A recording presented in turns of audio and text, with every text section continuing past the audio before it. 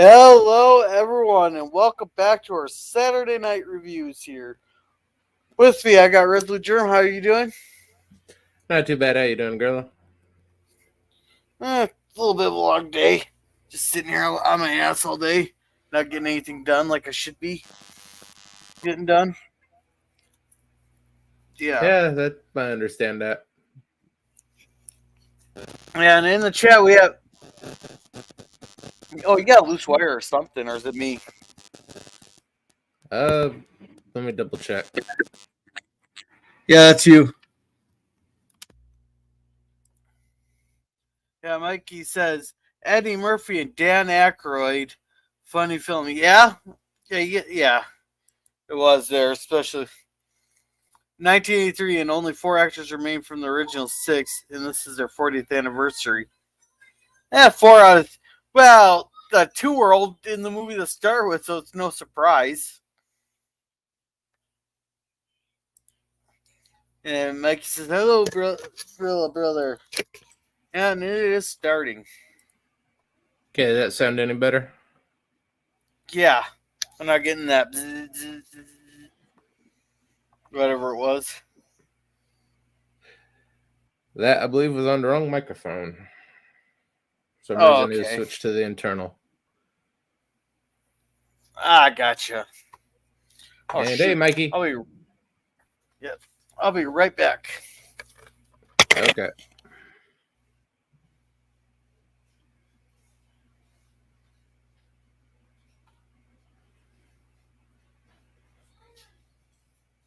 Let's go over to Eddie Murphy, Dan Aykroyd, funny film. Yeah, only 4 of the actors. Yeah, it's unfortunate.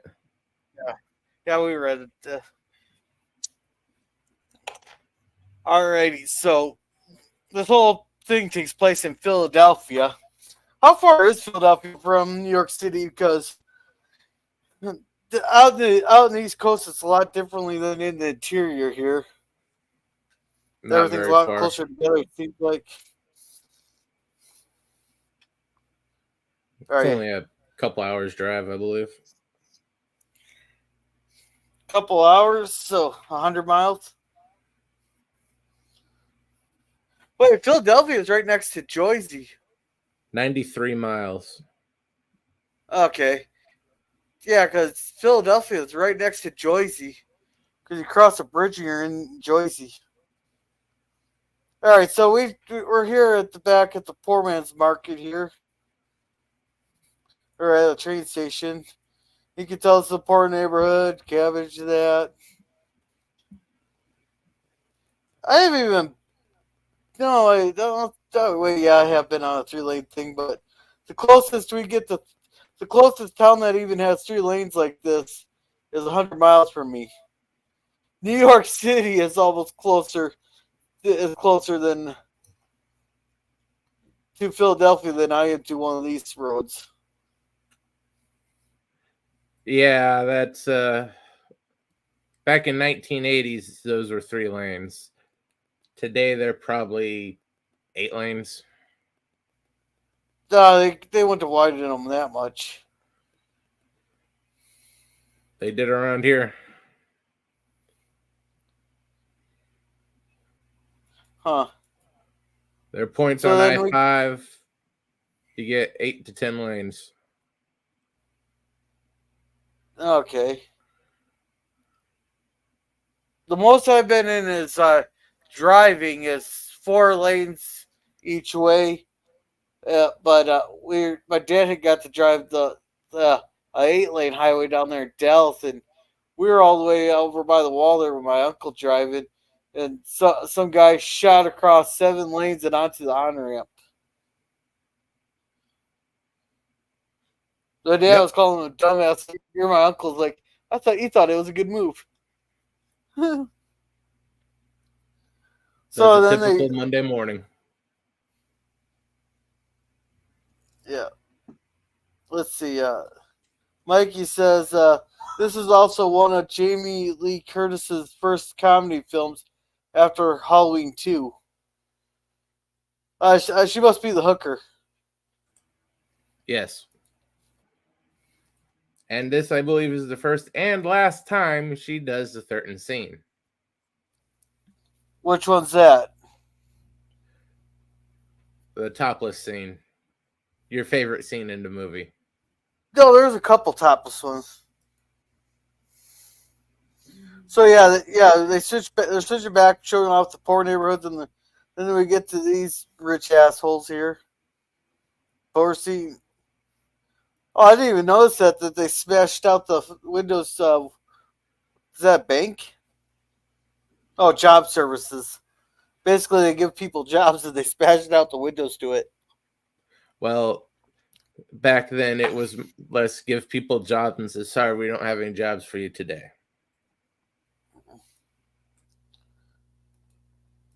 And so yeah, they're basically Dan Aykroyd's getting this very fancy meal in bed. Or what's his name?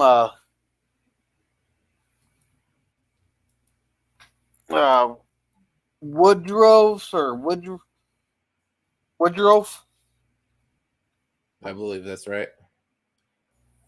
I'll get it pulled up here on IDMB. They say it all kinds of many times. Winthorpe III, Louis Winthorpe III. So,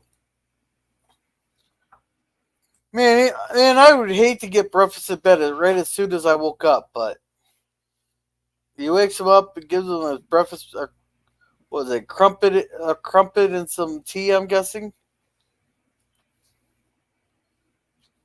I don't know how the way these people treat the employees though. I wouldn't trust them with the straight razor. Not at all. That is a simpler time. Yeah.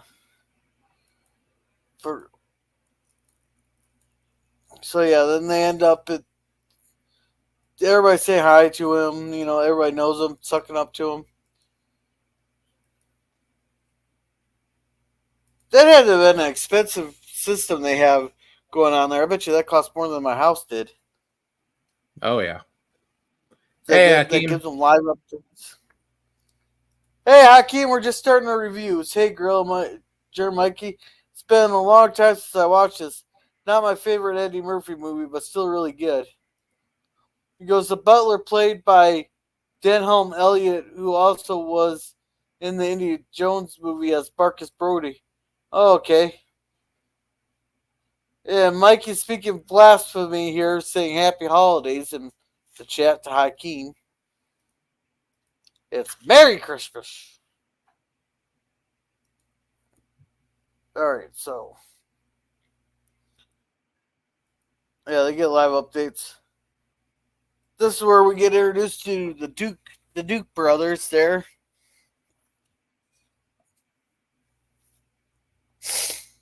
And they own the joint. They own the place there, and they're very rich there. They got. You think they don't own a? You think they'd actually have a limousine instead of the short car here? That's the original. That's the original what? That's the original limousine. Oh, okay. Pretty nice car. And they're constantly keeping an eye up on their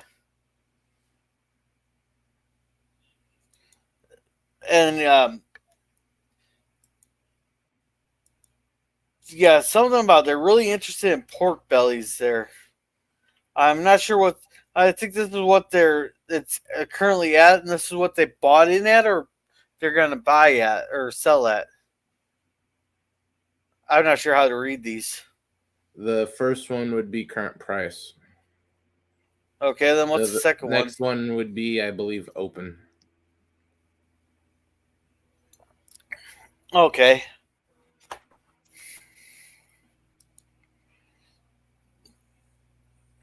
Yeah, and apparently they had so much money in there that couple cents there made up $347,000.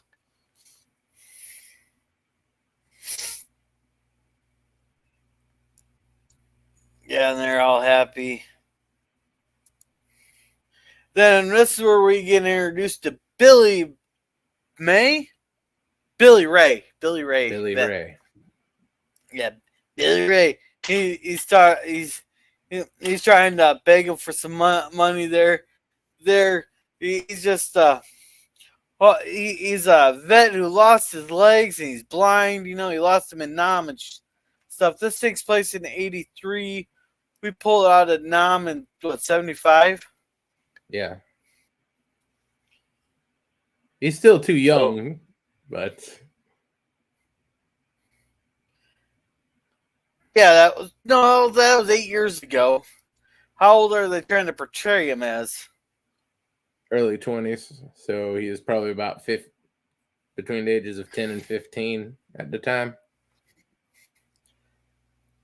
Nah, they'd probably portray him as later 20s.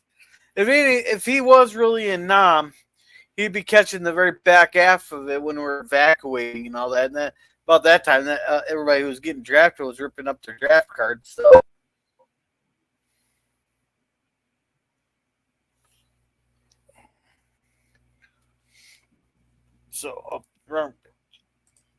So yeah, he's trying to beg them for money. They tell him to get the hell out of there.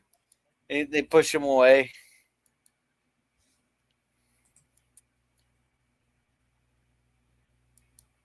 And someone got a Nobel Peace Prize.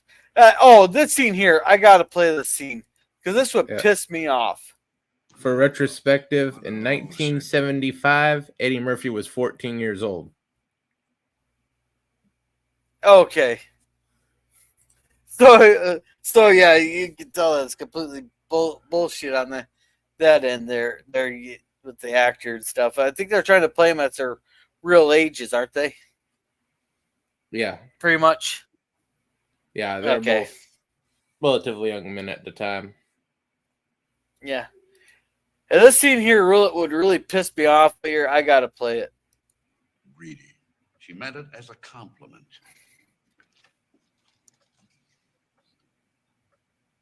And he's getting them their milk and stuff. Ezra, right on time. I bet you thought I'd forgotten your Christmas bonus.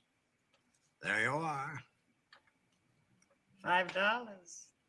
Maybe I'll go to the movies by myself. Half of it is from me. Yeah, that takes some special talent to sound like you're to sound and be so polite, but at the same time telling you to go fuck yourself. That takes some talent right there. Yep. I would be pissed, especially when the other one goes half of it's from me, and he serves them hand over foot, probably wipes their ass and everything all year long. And as much money as they have. Yeah. I would have been pissed. I don't know why they work. They must get a good paycheck for them to still work for them. So then we got everybody coming in. They ask him to play squash, and he tells them no. He has a date with what's her face there. And here they get the. Why the hell do they do the subtitles spell checks like that? I have no idea. So yeah, they sign them there, and then they're asking who this Clarence Beeks is that they're paying $50,000 to, and the other guy's like, $50,000 to Clarence Beeks. Who the hell is? Yeah, so he immediately just puts a stop to it. Goes, shut up. He goes, I was wondering about that too. We have no place named Clarence Beeks. And then they're like, yeah. So we'll personally take care of that. Just don't worry about that. And so that isn't a spell correct error. That is a very old way to spell like cash checks. It hasn't been used since, in my lifetime. Okay. So But anyhow, I knew something must have been up there. That had to have been like some kind of bribery, or they had someone on the payroll that shouldn't be on the payroll. Something was very fishy with it, but I didn't quite know what it was at the point at that time. We will find out later. I guess Mikey said that's more the French Canadian way to spell it. Oh, yeah, it's the fucking French.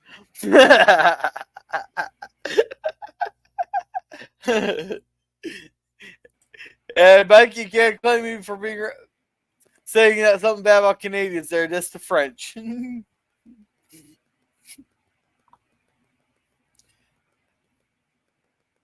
Yeah, apparently Dan's a manager there, so he makes a lot of money.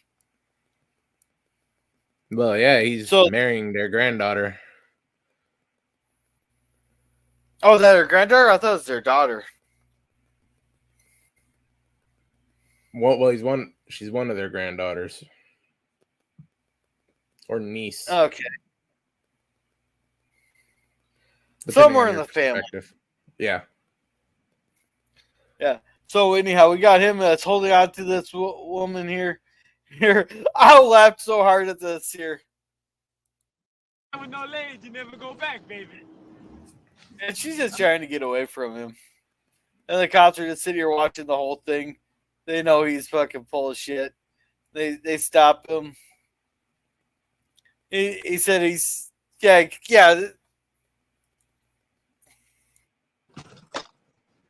that? What you want? Police. We've had some complaints about con men pretending to be blind and crippled. Oh, I'd love to help you, man, but I ain't seen nothing since I stepped on that landmine in Viet Cong back in '72. It was rough. That ain't. You were. Yeah. So this guy here, I think he actually think either him or his father served in Vietnam. Yeah, both of them are the right age. Yeah. We're in Nam, so are we. Where? I was in Sang Bang, Dangon. I was all over that place, basically. A lot of places. What unit were you in? I was with the Green Beret, Special Unit Battalion's Commando Airborne Tactics Specialist Tactics Unit Battalion. Yeah, he's just full of shit.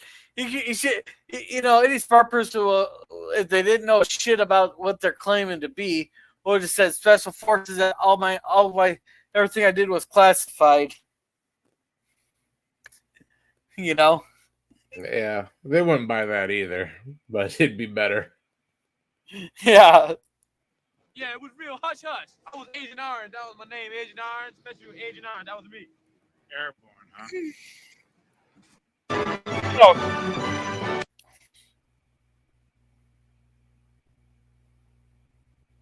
Where was I? I couldn't have been that far in. A little bit farther.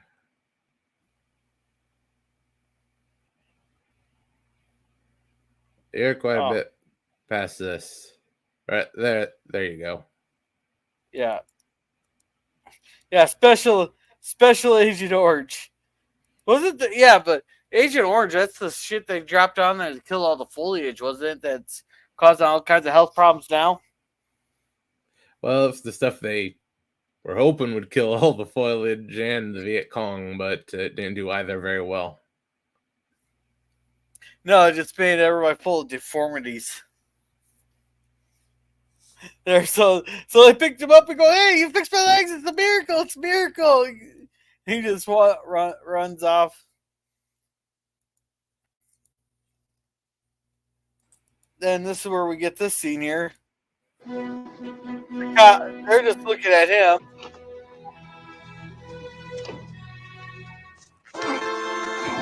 Oh, I'm sorry about that, man. This is help. Yeah, and just the way that he, the cops are watching that whole thing, but yet they still go after him. This guy, just because of the way he was dressed, he automatically thinks that he's gonna get robbed. So, well, the cops have the perfect excuse now. They wanted to run him in, and now they can run him in for even more. Yeah. Get him! He's under the ticket. Somebody go under there. So yeah, they're just doing this little train. And then he calls on the table, all the guns pointed at him. And they're calling him shit. He's saying they tried to steal him. He says they're against society. He's pressing full charges. And that's one hell of a picture I stopped on right there. Yeah, looks like he's having a stroke.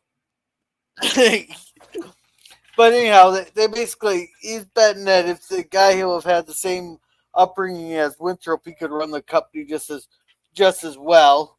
You know, another brother says it's bullshit. So they make a bet they're gonna basically make them trade places there. When they're gonna lose his job would resort to holding up people on the streets? No, I don't think just losing his job would be enough for Winthorpe. I think we'd have to heap a little more misfortune on those narrow shoulders. If he lost his job and his home and his fiancée and his friends. So basically destroy the guy's entire fucking life, drive him nuts, lose everything to the breaking point there. Yeah. And they make their usual bet. They make their usual bet.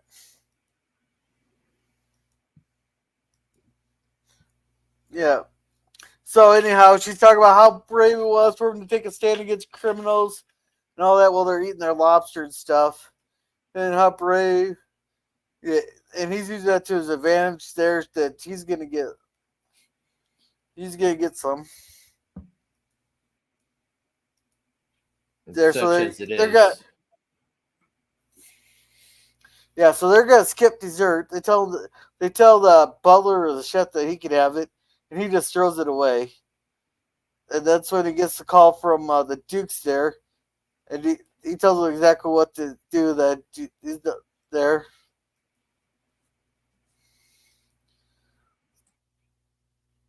And she's all mad because the crop report's coming in and it's going to interfere with the party. So she wants them to call up the agriculture department and tell them to change the date that the crop report comes in. But, you can't do that.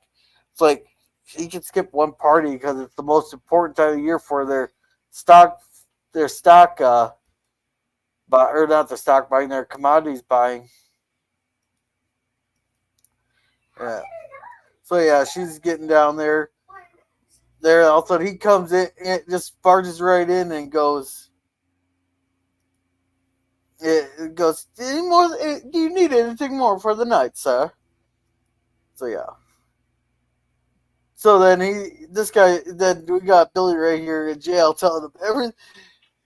I suppose you gotta tell the story, make it look a lot better for yourself while you're in the thing there. He's acting like he's some big hot shot there. And they keep calling him out on his stuff. Yeah. Bullshit. It's a fine balance between entertainment and pissing off the big guy to the point where they'll put you through the bars. Yeah. And Mikey says that's funny irony that he meets two cops who are also in Vietnam, LOL. Well, you gotta remember they're the poor. The cops they're working as cops for a reason. They don't got a lot of money, and I'm pretty sure they're the ones drafted. Because you gotta remember, it's the poor folks that are the ones that draft the Bankers' War, or drafted to go fight the Bankers' War. Well, at the end, the bankers weren't even for Vietnam. That last few, most of it is quite a financial disaster, as well as every other type of disaster it could have been.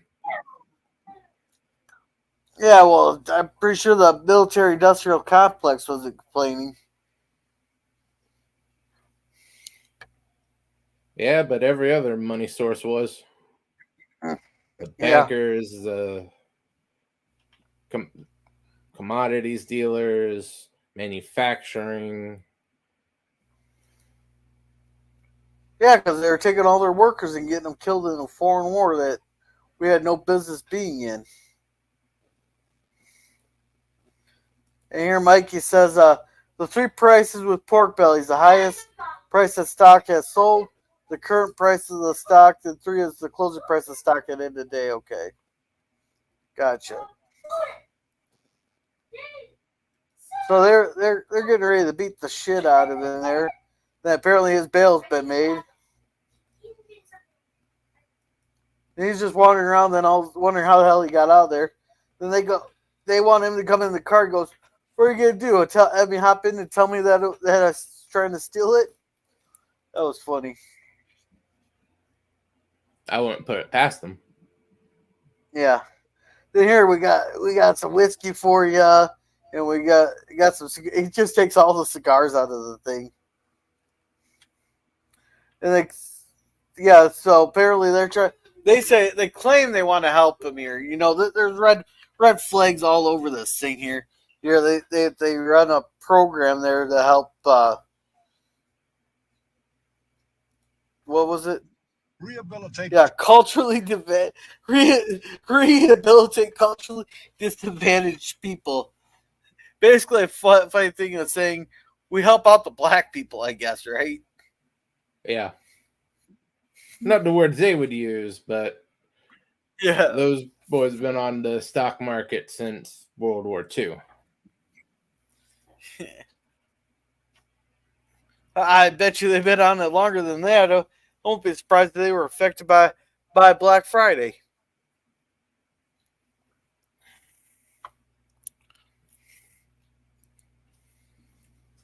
So basically, they're giving a big pound, employment with the company, a house, a car, and everything. Hey, Jim and LDG, welcome to the show, guys.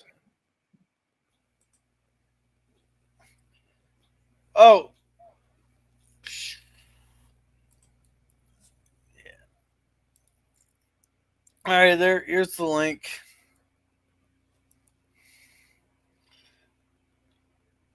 Yeah, Pickle says, great movie. He's giving wigs up.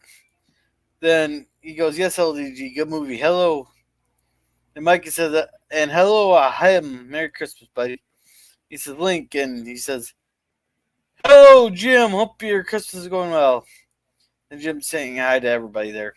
So the guys basically ask, are these two guys here doing the old fudge packing in the back there? Oh. He just shakes his head. He couldn't get much word out of him. I'm guessing the driver's been told not to say a damn thing about anything he ever hears in there, so he just doesn't say anything at all. Yeah, he's witnessed a crime or two, so he knows to keep his mouth shut. They may be crooked old racist, but he's well compensated for his silence. What's he mean by show link? Oh, we're just reviewing it there, Jim. We're not watching it on Cosby there. We're just reviewing it here. Hey, Mikey. Mikey? Hey, guys. How you doing? Doing all right. Not bad. So basically, they bailed him out. This is a good, funny movie. Yeah. So basically, they think he can walk forever. He can take it, or he can take up their offer. You know, so he decides to take it off there. And it's the funniest thing here. He says, "Oh, something staticky. Someone's having static issues." Yeah, it is. Really. No, not me. Jim says, "Oh, okay."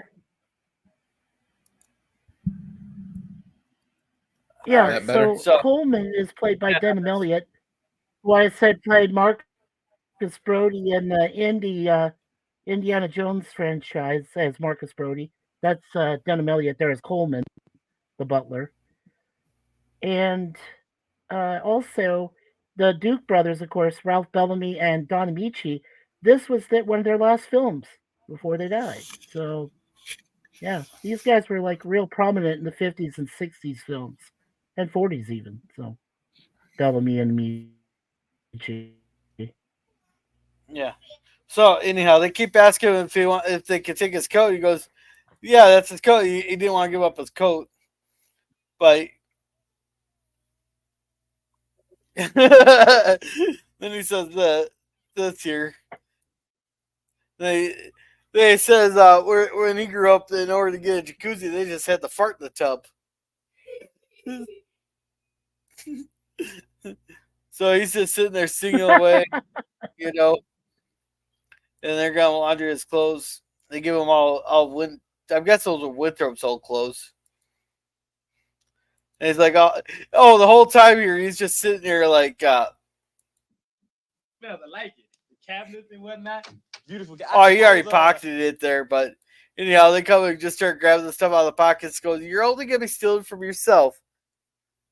Then he goes, I can do whatever I want. Bust the vase there. They said it cost $35,000, but they had it insured for $50,000. So he goes, you want me to break anything else? No. Oh, that's a cheap vase, man. That was a fake, right? I think we paid $35,000 for it. But I seem to remember we estimated its value at $50,000 for the insurance company. Yeah, so yeah, that's insurance fraud right there, ain't it? I don't know if that's considered insurance fraud. Yep. Very serious insurance fraud. You see, Mortimer, William has already made us a profit of $15,000. That's the part that's the best. Oh, the part that's coming up is really good, but I gotta keep pausing it because of the damn copyright bots.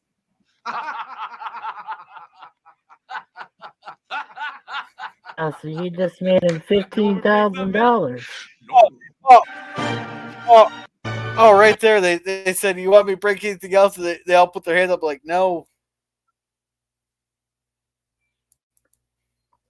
Oh, damn it, I bumped it again.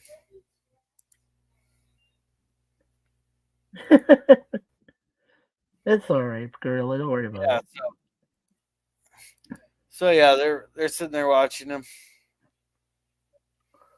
You know what's hard to believe about this film, Resolute and Gorilla, is that all this could have been avoided if they just didn't bet on their argument, and they bet over $1 for this. $1. Oh, It's still I was waiting until the end to spoil that. I was waiting to until the end to spoil that. Oh, I'm sorry, Gorilla. But it's just hilarious. It's fucking insane. Yeah. So yeah, they use this. Nowadays, owners would bet a lot more to do that. Yeah. So anyhow, they're all coming in for what, some grand meeting and that. This guy comes in there. He just bumps into him, and such an obvious. I will have checked my pockets before. If someone bumped into me like that, no matter who it was, I would check my pockets. The way they grabbed him. They talk about how they have a thief, and they have everybody put their hands on the shoulder there. They have $50 marked with some X's and all that. And here it is. They have it right in front of him. And yeah, and he's calling out his innocence and all that, which is great irony from what happened earlier. That's what they used with Billy Ray. Oh no, Billy Ray was entirely guilty at that point. What, stealing the briefcase? Well, he touched a briefcase, and that just adds on to what they were going to run him in for was resisting arrest. I'm sure they had harassment and begging and fraud on that list as well. How could they run him in for fraud? Pretending to be a blind, crippled veteran. Oh, that'd be stolen valor then. They'd run him in for stolen valor. Which I don't know if that's a crime or not. That's an offense to the military, not to the city of Philadelphia. But the way those cops were looking at him, they'd happily pile on any charge they can scrape up. especially if they're both actually in Nam, and they had a kid there that was obviously too young to even get anywhere near the place.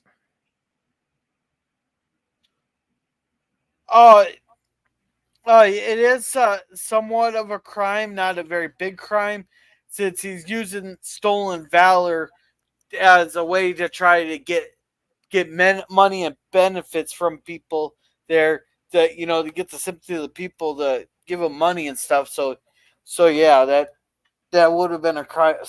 This crime would have been stolen valor. Okay. Mostly over here, it'd be convicted as fraud. Yeah, it just depends on where you're at, I'm guessing. Yeah, how they most want likely. her. So yeah, they run him in there, and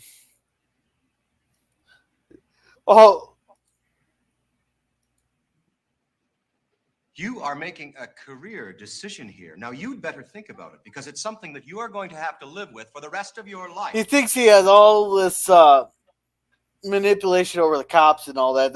That's the best part about this. He's not the man. He thinks just because he has money, he runs a firm, he has all this control.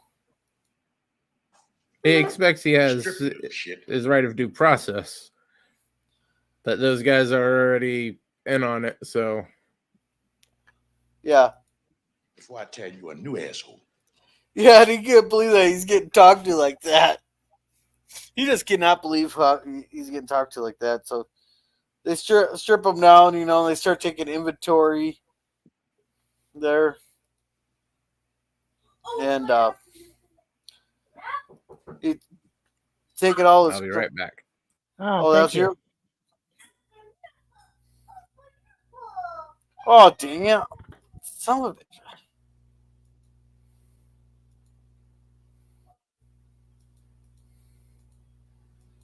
Oh, went a little too far. So yeah. Well, he has a. So they're doing the inventory there, and he goes, "Lobo." Yeah, apparently he has 2 opera tickets. And they find some angel dust on him. He can't figure out where it came from. And then now Billy right here just throwing money around. He's lucky he just doesn't get robbed in a place in that neighborhood there. He's lucky he didn't get robbed, because he just started throwing money back. He paid him.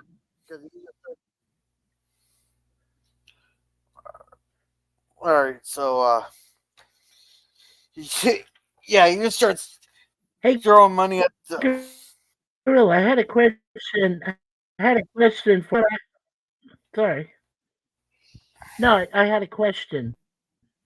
Okay. So if people are saying, that Die Hard is a Christmas film because it has Christmas trees up and everything, would you basically say that Trading Places is also considered a Christmas movie? Okay, first of all, Die Hard's a Christmas movie because the thing the whole reason why everybody was there and the building was empty like that, for the robbers to make, or the people to make their move, those terrorists to make their moves, was because of the Christmas party. The Christmas party wasn't happening. They went to make their move because there had been 2 people in that building. This takes place before Thanksgiving. They said it's really close to Thanksgiving. Oh, okay. This is closer to Thanksgiving. Okay. Well, because he has Christmas up on his big mirror there. Yeah. They put Christmas shit out in July, so. They put Christmas, but this movie could take place at any time of the year. They could have done this at any time of the year. Versus Die Hard was at if it wasn't for the Christmas party there, that wouldn't have happened. That's true, yeah. But I just thought, because some people have told me lately that Trading Places, they thought was a Christmas film back a few years ago. God bless you, honey. It is a Christmas film. Yeah, okay, so yeah, there you are, Germ. Thank you. Yeah, so that's what I was asking Gorilla was, then I guess we could consider Trading Places like a Christmas film, like Die Hard is. Yeah. Because it does have to take place at this point in time because of the commodities release date. Okay. That's true. Yeah, January 1st. Yeah. Yeah. Howdy. I'm just proud to be here. Hey there, Hey, Jay. Jay. All right. So He yeah, likes me to say that. He's hilarious. apparently this rundown bar has champagne. And everybody buys champagne. He just starts throwing money around, and he runs into those two guys he met in the jail there, and they go see his limousine and he tells the ladies to come back to his house there for an after party. So yeah, so there's just starting having drinks. And he's getting mad. He's telling one guy to go downstairs and puke, but the guy runs upstairs. Someone's putting their cigarettes out on the. I wonder how much that Persian carpet will have costed. More than everyone else there. Yeah, so they're putting the cigarettes out on there. Yeah, I got. Oh, so yeah, now you got some lady stripping. No. In there. Hello. You're gonna be real fast on that skip button. Yeah, yeah. Yeah, very quickly. Otherwise, Kaylee will see that. Or Haley, sorry. Who's Haley? Who's that? Oh, one of your kids might see that, and I doubt either of their mothers would be very happy with you. Well, only one's here. He's not even paying attention. So. Oh, okay. Your son, okay. Yeah, he goes. He goes. They're not a bunch of friends. They're a bunch of freeloaders in my house like a zoo. So. Yeah, he tells them all to get the fuck out. Yeah, Jay, Gorilla done messed up, but only for about half a second. I didn't mess up. But there's no way the bots caught that. And plus, they were big enough to be able to tell if they're man titties or woman boobies. Grant you, they were itty bitty, but still, YouTube has a problem with titty. Yeah, this one here, this guy has cop written all over him, from the hair to his face to the suit. And he's like, "How would you like to make a fast 100?" You know, and she's like thinking that he's just trying to get her throw it right back in the jail and stuff. So yeah, she comes in and she's making a scene. You know, she's telling him how he smells. You know, and he's claiming that some of the men tried raping him there.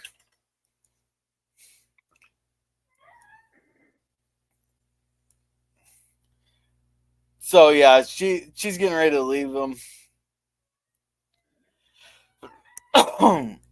So yeah, embezzlement. Yeah. Then this woman comes up, you know, and she just starts kissing him. Yeah, and she gets pissed that it's over. She left him. Just as well. She was a snobby bitch. Yeah. That's to be expected. She's related to the Dukes. Yeah. Yeah, apparently Coleman's starting to say he doesn't recognize him. It was all a mistake. He's starting to call the police. And apparently all his accounts have been frozen from the IRS because of the angel dust. And he gets thrown out. Now he knows that someone's just trying to ruin his life, but he doesn't know why. He's probably, you know, he should probably have a list of people who'd probably try to ruin his life. In there. So anyhow, she offers to take him home. She thinks it's gonna be a mistake, but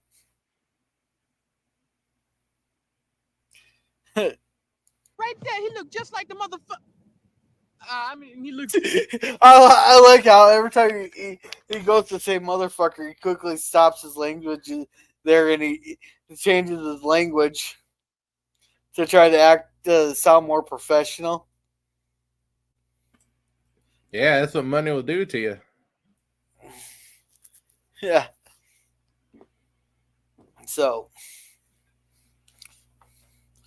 he recognizes him. And then they recognize each other. He goes like, "That's his car," you know that.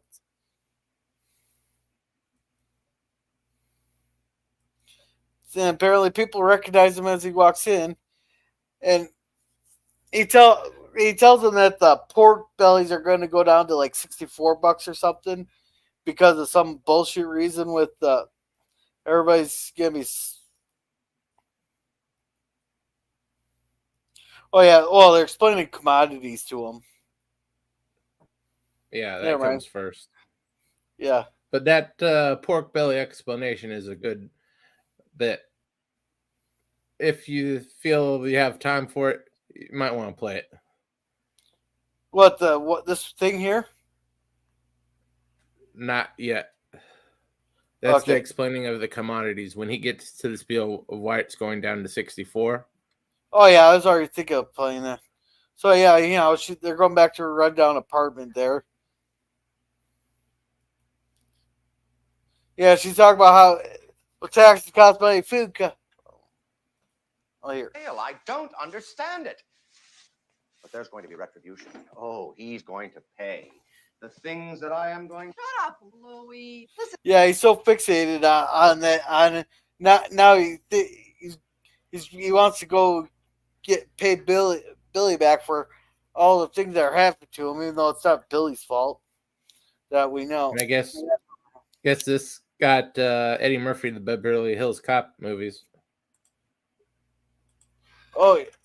And taxis cost money, food costs money, and rent costs money. Now, you want me to help you out? I expect a lot in return. Yeah, so, yeah, she's just sitting there yelling at him.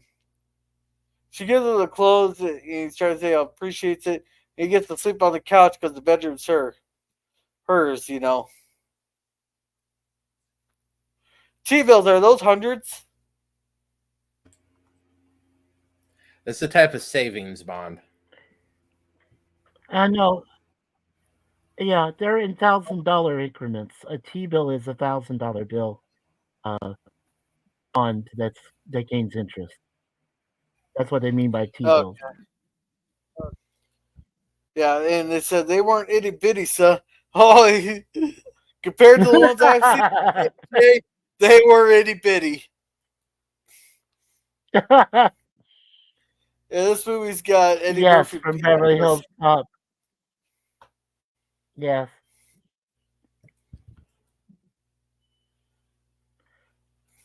There's an Easter egg for you guys. See the poster back there? That's really a horror movie called See You Next Wednesday. Yeah. Oh, this is the scene you want to talk about, right? In Britain. 200 Yeah. Maybelline contract is 66.8. Put it on my personal account. It's a big mistake, man. Valentine, something very important is going on here. Just watch. All right, but y'all gonna get reamed on this one. Why shouldn't we buy now, William? Yeah, it's funny how the one just tells them pretty much shut up and watch what we're doing, and then the other one actually wants to hear his explanation there why they should listen to him. Price is gonna keep going down. Randolph, this isn't monopoly money we're playing with. This is Randolph, Duke. Hold that belly over a moment. Tell me just why you think the price of pork bellies is going down, William. It's Christmas time. Everybody's uptight. Could we please buy now? Yeah, so basically everybody's saving their money for Christmas presents and everything. It's pretty much what he's saying. Randolph. Right, but if you want to lose money, go ahead. What are you trying to say, William? Okay, pork belly prices have been dropping all morning, which means everybody's sitting in their office and they're waiting for them to hit rock bottom so they can buy cheap and go long. So people that own the pork belly contracts are going batshit. So they're thinking, hey, we're losing all our damn money, and Christmas is around the corner, and I ain't gonna have no money to buy my son the G.I. Joe with the Kung Fu grip, okay? And my wife ain't gonna make love to me because I ain't got no money, right? So they're sitting there and they panicking, they screaming, sell, sell, because they don't want to lose all their money, right? They out there panicking right now. I can feel it. They out there. Yeah, it's amazing how much he thinks he knows about the stock market there. He knows about the stock market, just even though he's never experienced probably stock trading in his life. He's a quick study. That's essentially how it works. Yeah, he's a quick study. Yeah, and not only that, but he has an innate sense of living on the street and seeing how people actually deal with these prices and stock. And so he's just using his life experience, which I think is pretty cool, because you can do all the analytics in the world, but if you don't have any life experience based with it means nothing. And that's how most stockbrokers work nowadays. Is they use life experience along with their mathematical equations. Turns out to be pretty good and lucrative for them. Back then, it was just hearsay and concept. So Yeah. And Jay oh says, yeah. "Oh yeah," which it should be. Oh hmm my. Yeah. And Jay says he sure became knowledgeable quick. Yeah. Yeah, he did. Robot can get. There. You're panicking. Look at it. He's right, Mortimer. My God, look at it. I wait till you get to about 64, then I'd buy. You've cleared out all the suckers by then. Do you realize how much money he just saved us? Money isn't everything, Randolph. Advise our clients interested in bellies to buy at 64. Mr. Valentine has set the price. Hey, I still want to give him credit, but I suppose if it goes poorly, then they could blame him too.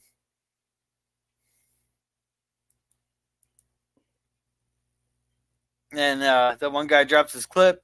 He runs all the way down there to give him back his clip. He goes, "Nice try." I'm not even gonna bother with that. Never mind. They're talking about how easy these girls are and how good they are in bed and stuff. How they'll do whatever they want her to. Then Dan Eric would come back and he's just trying to get him some money and stuff from him because he's gonna represent himself. He wants the character witnesses. Blah blah blah. But they all kick him out.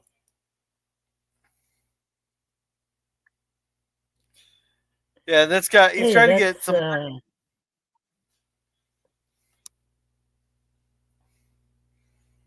That's what, Mikey. Yeah, that's a cameo appearance by John Lee Hooker, man. From he was in that movie, The Blues Brothers. That's one of the guys. Jazz guy and stuff. Okay. Jazz So yeah. Yeah, he's trying to sell the wall. Hot. Do you mean to imply stolen? I need $50 for. $50? No. This is a Rochefoucauld, the thinnest water-resistant watch in the world.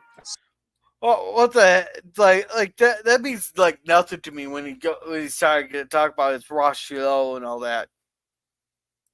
Singularly unique, sculptured in design, handcrafted in Switzerland, and water-resistant to 3 atmospheres. 3 atmospheres. So what the hell is that even supposed to mean? 3 times the pressure at sea level. So basically, it could go really far down. Yeah, for the time. Yeah, because I had watches that could go 150 feet down. I don't know how many atmospheres that is. It's generally less than 2. Okay. This is the sports watch of the 80s. $6,955 retail. You got a receipt? Now, it tells time simultaneously in Monte Carlo, Beverly Hills, London, Paris, Rome, and Stade.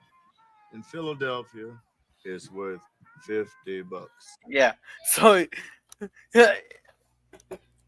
yeah, basically, nobody's gonna want that, and in that neighborhood that he's trying to sell it in, they ain't gonna pay nearly what it's worth for.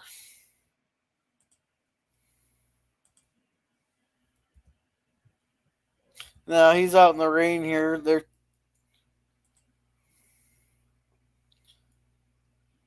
So yeah, they're telling bad jokes, and he tells them that he gives them some financial advice. There he goes, by the amount of jewelry on your wife's neck here, you're gonna need all the money you can just to keep her happy. All right. So he's in bed Okay, with. I was a little bit wrong. For What? every 10 meters is an atmosphere underwater, as a general rule. So 10 meters. So 33 feet. So watches nowadays can go a lot deeper than that. And you didn't say that yesterday, Mortimer? Am I missing something? That is a line from the money clip. Oh, okay. So yeah, he has a fever 109. I'm gonna have to flip through this here relatively quickly here, but she's telling him to stay in bed there, and she pretty much gets down to her thong and hops in, and he's enjoying this here, and apparently he's back down to 9, and she tells him to keep it going, staying there. Now we got Santa here stealing all the food at the Christmas party there.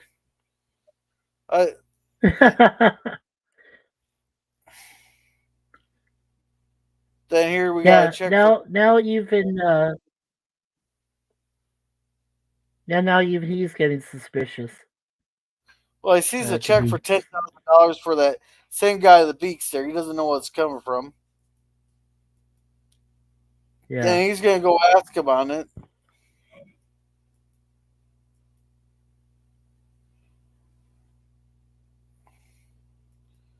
Yeah. Then we get Santa here planting all kinds of drugs. We find out that it's Winthorpe again. And they say how he caught him there, and she's saying he's planted the stuff. They're called security. Then they pulled a gun on him. But hey, at least the security wasn't stupid in this episode here. You know, most securities, they were going, well, I wonder what that was about. I'm not going to go check on it. No, they came up there. As soon as he just called security and told Merry Christmas, they knew something was up. Well, only one security guard comes up. So, yeah, you leave. Well, yeah. You send the guinea pig in there to get shot. Yeah. So, yeah, he leaves and everybody's ducking the gun in that. Right. Yeah, I actually didn't like Dan Aykroyd being in a Santa Claus suit. It just doesn't it doesn't agree with him. I don't know. That was my opinion at the time I first saw it. I didn't think he really fit in the suit right. Well, he couldn't just walk in. But, he couldn't just walk in. He had to disguise himself. So he disguised himself as playing I understand that, Gorilla, but I'm just saying.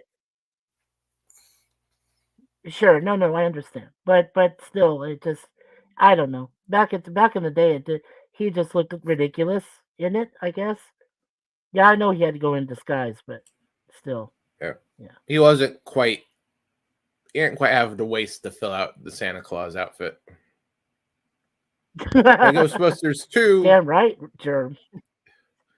Yeah. Give him to 89, Ghostbusters 2 come along. He's well proportioned for Santa Claus. Oh yeah, by that time he was. Yeah. So yeah, they're saying they can't believe how far he's come from selling drugs and that's damn it. We're about 115, weren't we? Yeah. 150, yeah.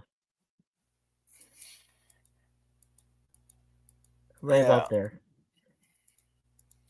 Yeah, so anyhow. Yeah, he's telling him to go hard on him. So he gets drunk.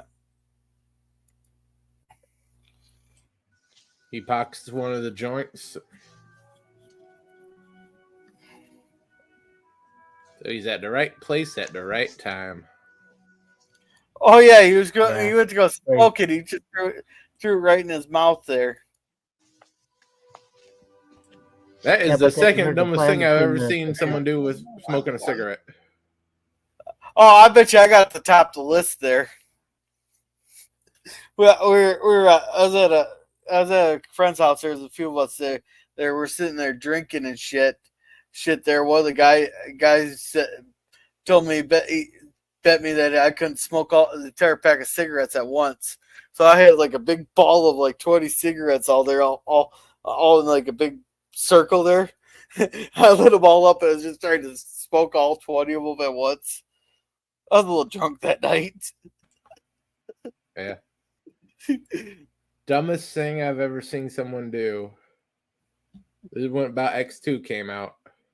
When Logan puts the cigar out in his hand. I had this place that, oh yeah, that's nothing. He said, oh yeah, do that with a cigarette. Lights it up, puts it in his hand, and he just smiles right there for a few seconds, and we knew what was going on. And yeah, it's okay. So sorry. Go ahead and scream. Yeah. And he would not shut up for about an hour.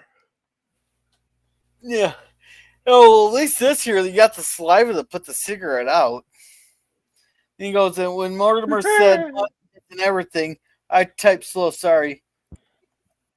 Oh, okay. Gotcha. That's where we got. He goes, pay up, Mortimer. I won the bet. Here, $1. Perfectly useless that psychopath like Valentine, and turned him into a successful executive. And during the same time, we turned an honest, hard-working man into a violently. Just to remind you, you're not going to want to play all this. Why is that? He uses the hard R word, and YouTube will pick up on that. Okay, yeah, so killer there. He goes, and I don't want to withdraw after you've done that. Oh, yeah, there it was. Yeah, and this is when they find out, too, they're going to get the crop report on New Year's Eve. And I suppose the crop report comes out just on the 2nd, on the first business day of the new year then. This is what I'm guessing. They're getting it New Year's Eve. So, yeah, so Billy goes and starts chasing them down.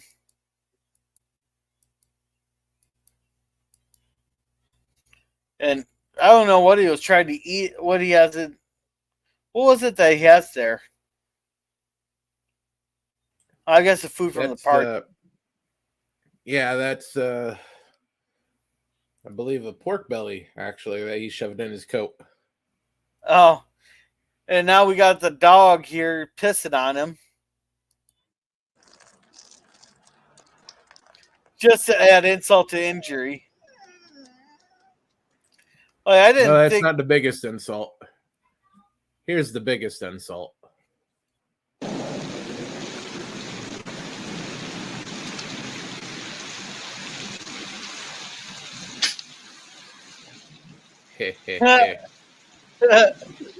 That's even worse.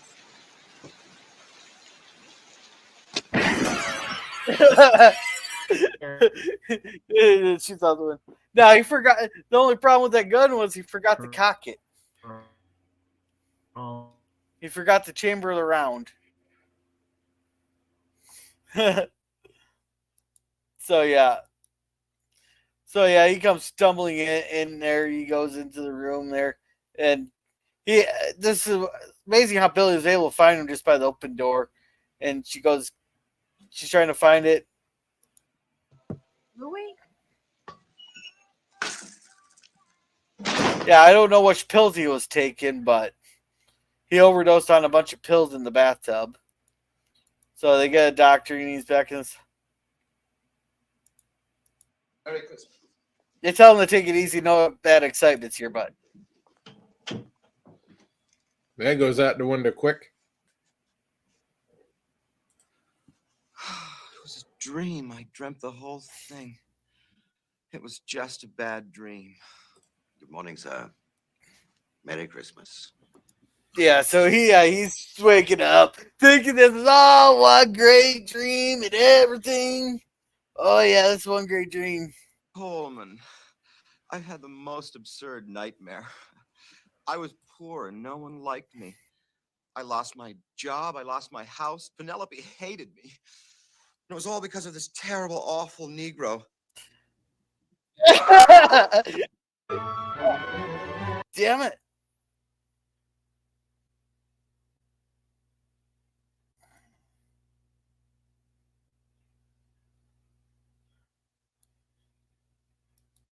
It was an experiment. They used us as guinea pigs, man. So yeah, now he gives them the explanation that they heard his bet over. Oh, I just gotta play it. Ruined my life over a bet. For how much? $1. $1. Fine. That's the way they want it? No problem. Yeah, so his plan is just to go in there and just shoot him. Where I'm liking this shoot 'em plan. I'm really liking it. Yeah, you can't go in there and start blasting away. Yeah, so they come up with this. Yeah, they call it. Yeah, oh, he's gonna blast him in the kneecaps with the shotgun there.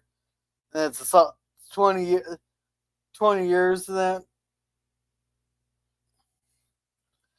And I heard them there. There's make it poor.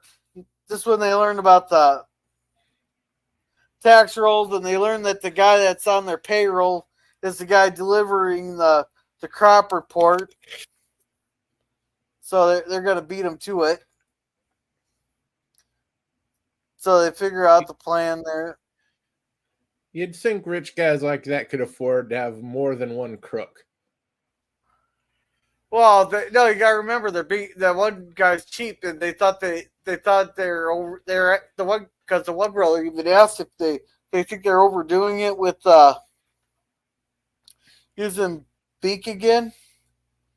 So yeah, apparently there's a party going on the Amtrak train, and this guy's giving gorillas a bad name here by being a sleazy ball. Yeah, no. Now, yeah, you guys recognize who's in the gorilla costume. That's John Belushi's brother, Jim Belushi, and he's former Saturday Night Live alumni. And then the two animal trainers are played by Al Franken and Christopher Guest, who were writers on the show. Wait. Senator Al Franklin? The one that became the senator? Yeah. Yes, Al Franken. They're all buddies of Aykroyd. Yeah, because Al Franklin was our senator here for the longest time. You poor son of a bitch. That's Al you had to live Franken under in that the guy. movie. Yeah, you poor man. Hey, well, I just feel bad, and I apologize on behalf of all Minnesotans, even though she's not in my district.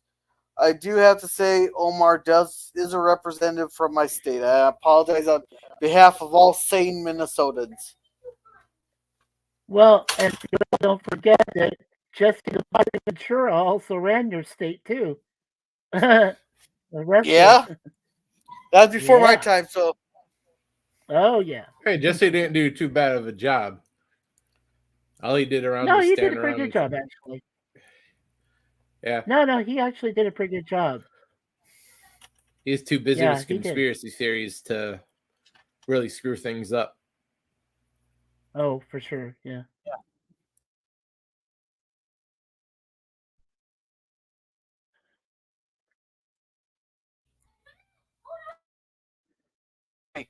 all right, I'm back here. So yeah, then we got him acting like he's from Cameroon and. Thank you for correcting my English. Wait, is it this one or this one? That's what, yeah, he tells him that he goes stinks here.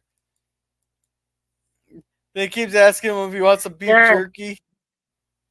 Which I'd be questioning it. There was Al Franken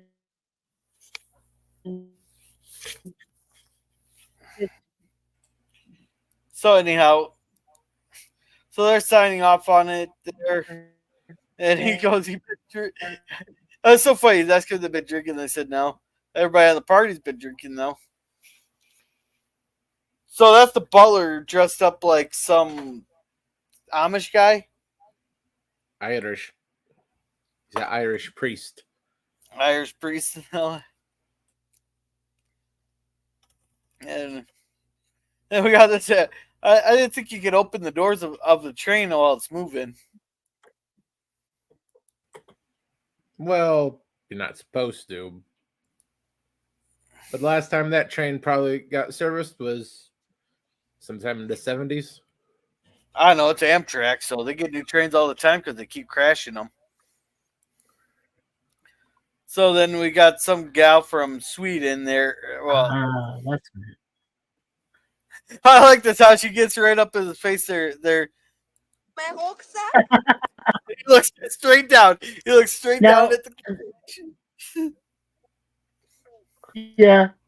Now the actor that plays Clarence Beeks is Paul Gleason, and I think he's still around. He's a good actor. He's been in a lot of,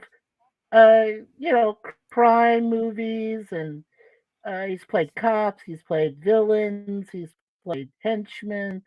This one he plays a,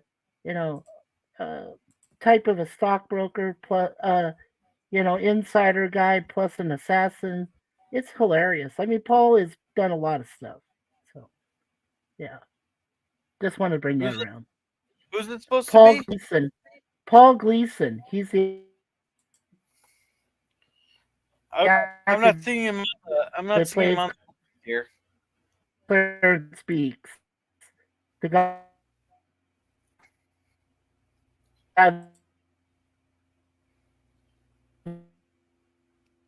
And we pretty much lost Mikey here. So yeah, he helps her with the rump stack there, and they're sitting back there eating bananas, and the gorilla takes all the bananas. Oh, we missed an important piece back here. We missed a very important Jim.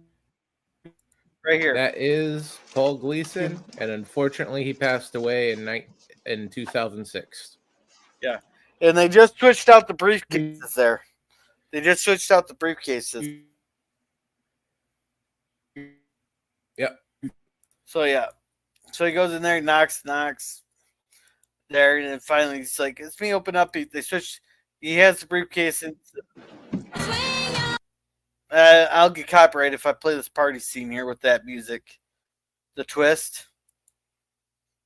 And apparently they're playing their costume as their baggage handlers as the costume and all that blah blah blah. So they come in, they do this all African same thing there, and they purposely get caught switching the briefcases there. And he knows exactly who they are, so he switches them back. So he thinks he has the real briefcase. And he takes them all down there. They're going through the party. Yeah. You offended the gorilla. Yeah, he gets his ass knocked out. So they duct tape him, put him in the gorilla costume, and then they put him in the cage there. And the gorilla's very grateful. Yeah. He got himself a new girlfriend for the trip. Oh, it's New Year's. Let them have their fun. Yeah, because they said the girl is horny and shit. That black one must be the female. Oh, the eyes just give it all out. He pretty much got penetrated. I don't know how better I could say that. Hey, Kronos. Hey, Kronos, how's it going? Well, the gorilla got his reward for helping him out. Yeah. So then they're at the whatever parking lot. They show him the money. They give him the crop report. So he gives them their life savings. She gives them all her T-bills,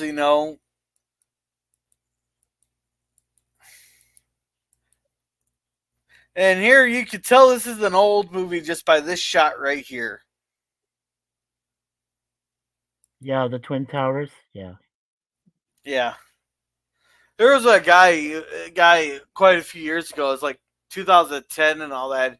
He found some picture on the internet. He tried passing him off as himself, but everybody called bullshit out on him because in the background was the Twin Towers, and this was supposed to be like 2010, 2011, and everybody calling him bullshit out on him. Well, yeah, because we all know they went down in 2001. So yeah. Yeah.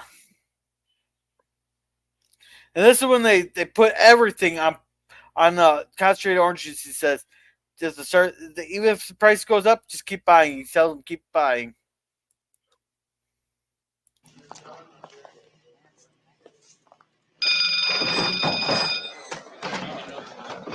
As soon as the bell rings, everybody's done taking their shit and they're ready to go.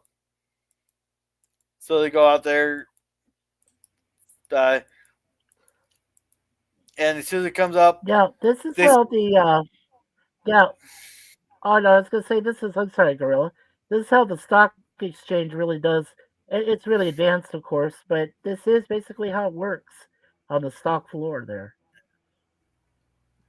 And Kronos says, 8 gorillas and all, mostly dead. Well, we'll see a Kronos. Yes. Yeah. He got fracked up the pipe. Yep. Yep. Yeah, he did. I love how Jim said that. I like how they didn't try to. The only thing that they applied is that the baggage handler said he's horny. Then all of a sudden they said the black woman must be female. And then all of a sudden the eyes go wide.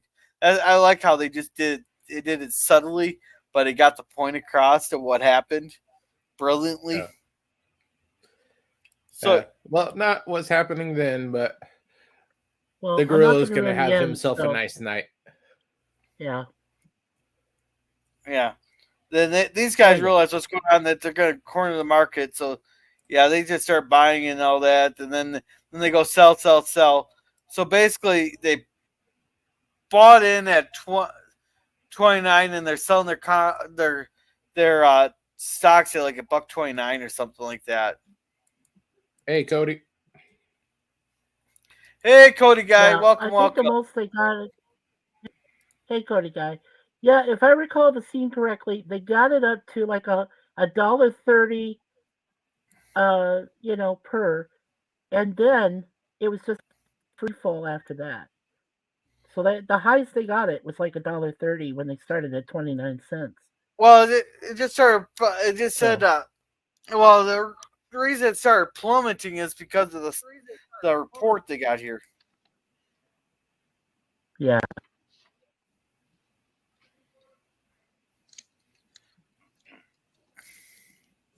God, those are some mighty big glasses they got. That guy has mighty thick.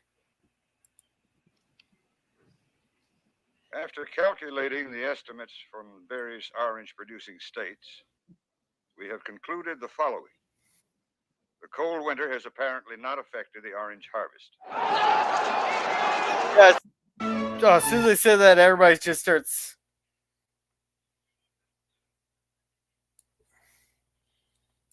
Everybody just starts selling like crazy.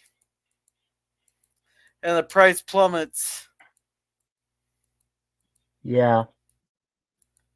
Down to $29. Happy New Year! Winthorpe. Valentine. Hey, how'd you make out today? How could you do this to us after everything we've done for you? Oh, see, I made Louis. For all you did to them, he's lucky he didn't shoot you. Yeah.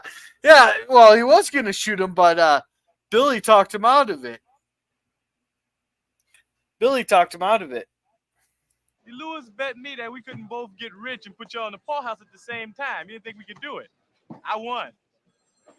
I lost. $1. Thank you, Louis. And they realized exactly what happened there. They got overheard. Oh, After you. Certainly. Oh man, Margin talk call, about the gentlemen. irony of that situation. Hey, that guy looks familiar. The guy with the beard and the mustache. He looks familiar. Who is that? What's his name in this? What's his name in this gorilla? I could look it up. I'm not sure he is He's named. one of the guys on the floor. Yeah, he's one of the guys on the floor. Yes. No, it's not Secretary of Ralph Clayton or Brian No. Clark. Does that sound familiar? No. Does he have the same because he would have the same beard underneath? You see him where he has like that beard around his whole bottom of his face and sort of like a goatee attached to that beard underneath his bottom lip. Yeah, I'm not sure. I think he has that.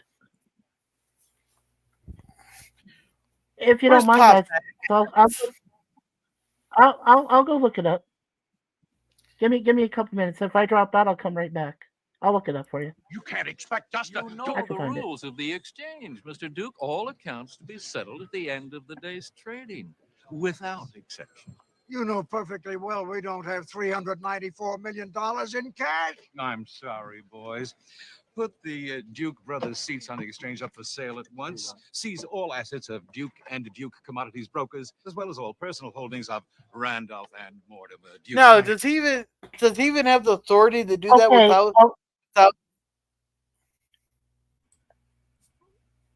Yes, he does. Oh yeah, no, I was gonna say he's passed away now. That guy on the far left, his name is Alfred Drake, and he played the president of the executive board of the stock exchange there in Philadelphia. Okay, but what else did he play? And he looks familiar.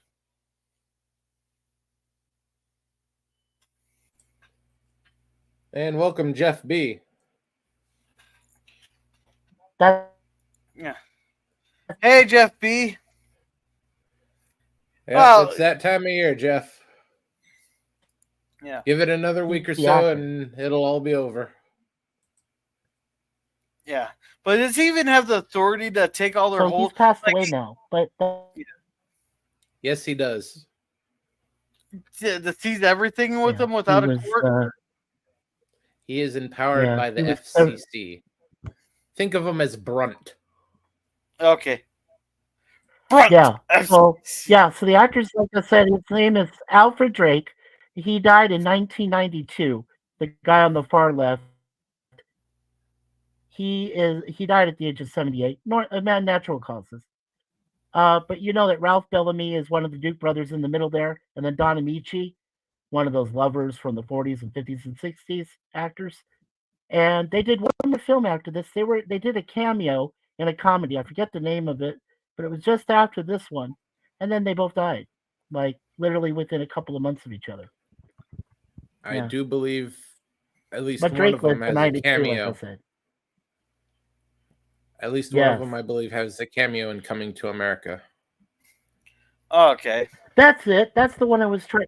Thank you, Germ. Yeah, Coming to America. Actually, yeah, they were both there. They were both there in that, Germ. That was their last appearance together. Yeah. They were bums on the streets. Yeah, good call. Yeah. We're on. And the This is an outrage. the one guy here, he's having a heart attack there.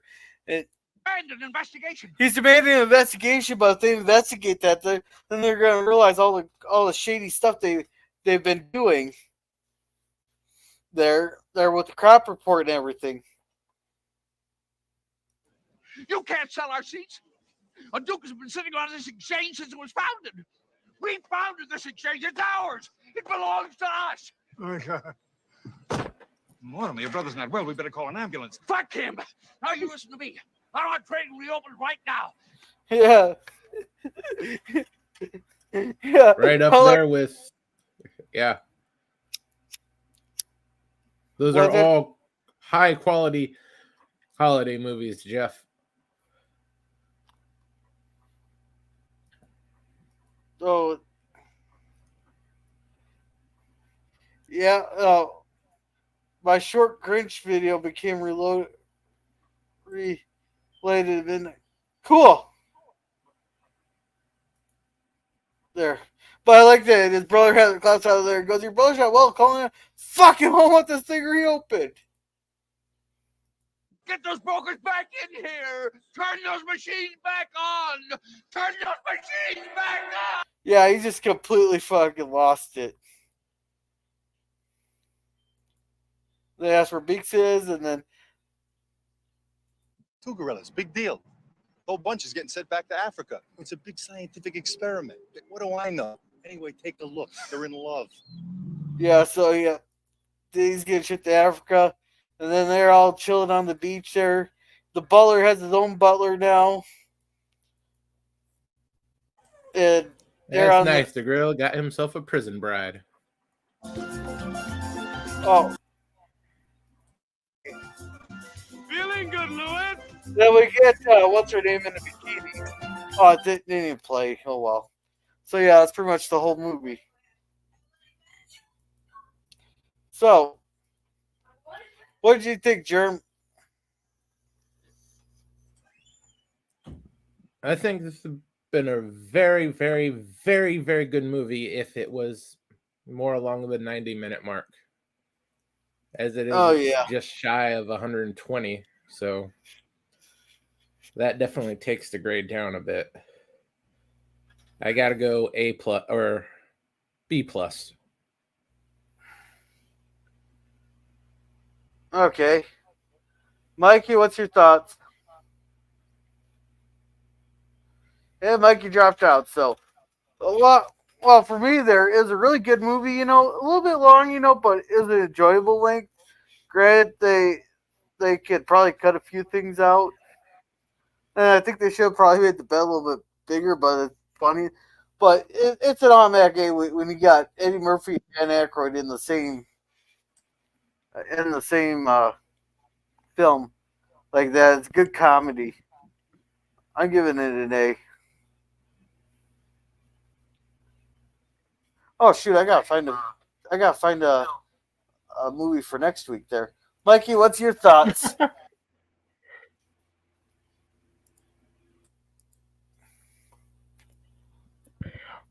Well, we bought the film.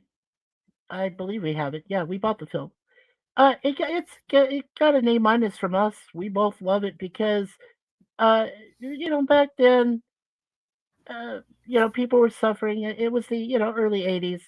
Like you said, it was 8 years after the Vietnam War just ended and fully, and people were having hard times, and and rich people got a comeuppance, and the way it turned out was pretty solidly written. And don't forget, Dan Aykroyd had a knack for finding the right people, especially people he worked with on Saturday Night Live before. So yeah, we gave it an A-. It's still a great movie. It still holds up. It's just like Jeff B said, it holds up with Home Alone and Die Hard as a Christmas film. And it still means a lot, especially with, A Christmas Carol also. And of course, It's a Wonderful Life. So yeah, it holds up with those kind of movies. What about you, Jerm? I gave it a little bit lower, B+. Just too long. You could cut maybe a half hour out of this.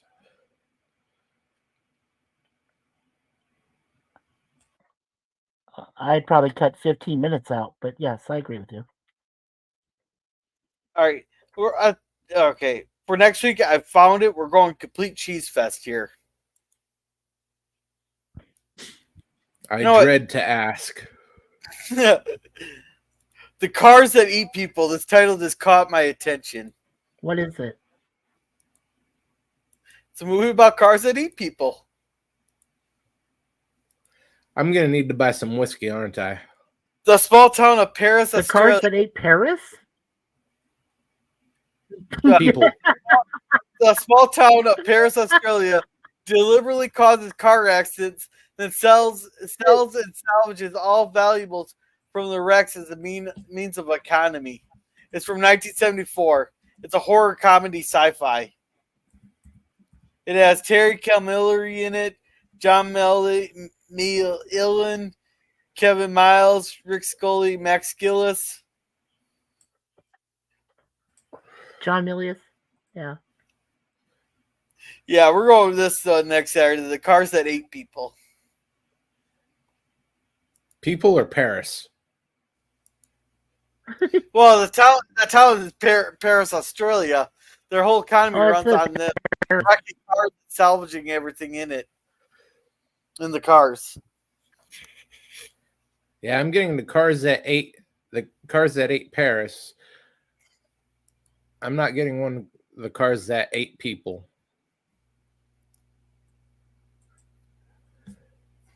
Well, that's the link to the thing here. It says it right on the title here, The Cars That Ate People.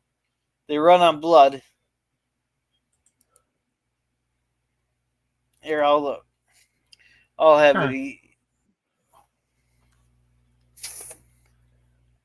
Oh, God, I got this 10-second wait. If you do that one for Saturday, I was gonna say, if you do that one for Saturday, Gorilla, then do a original Christmas Carol review on Sunday, or do it as watch party. The original A Christmas Carol. We already got our movie picked up from 1951. We already got our movie picked up for Christmas. The Sunday we're watching Silent Night. The next Sunday we're watching Die Hard 2. Oh, for Christmas Eve? Yeah, Christmas Eve? Yeah. Okay. Yeah. Die Hard 2, Christmas Eve. Okay.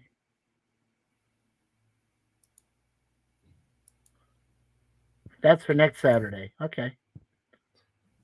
Yeah. Has a great ending, too. I won't ruin it. All right. So I got this up. Yeah, you better not, because I haven't seen it. Okay. These are the same. I'm watching this. Oh, they are, because I'm watching the Cars That Ate Paris. Okay. Okay, so we're reviewing that next Saturday. Okay. Yes. So, thank you, Jeff B, for coming. Thank you, Hakeem, for coming, and Cody Guy for coming. Thank you, Jim's Landscaping LLC, #1 Commodore Protections, for coming. He has his occasional live streams and all that on the weekends, but does do a lot of fan fiction and stuff and that. So make sure to check that out. Thank you, Jay Aldridge, for coming. It's always a pleasure having you in the chat. And thank you, LDG #FreeTheNet, for coming. If you ever need IT help or need a place to hang out, there's always freethenet.org/underground. And I think that is everybody.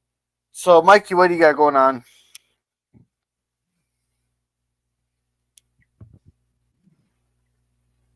Well, as everybody knows, on December 31st at 11 p.m. Eastern Time, Sunday, we're doing Happy New Year. And we're going to bring in the new year in all the different time zones.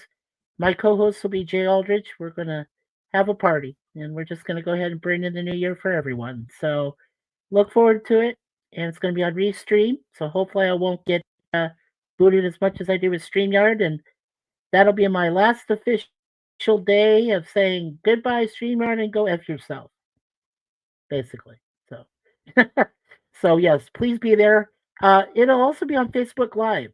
So you guys will have it on YouTube and Facebook. So if you want to check it out, it'll be on 2 different streams going at the same time.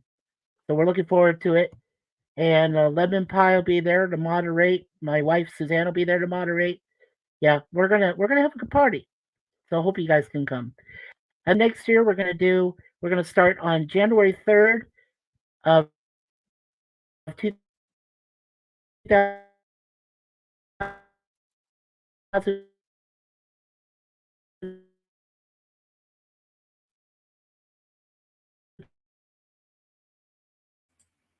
And Mikey is gone. Believe what he was saying. January 3rd, he'll be reviewing the A-Team. I believe he's doing it in 3 episode blocks.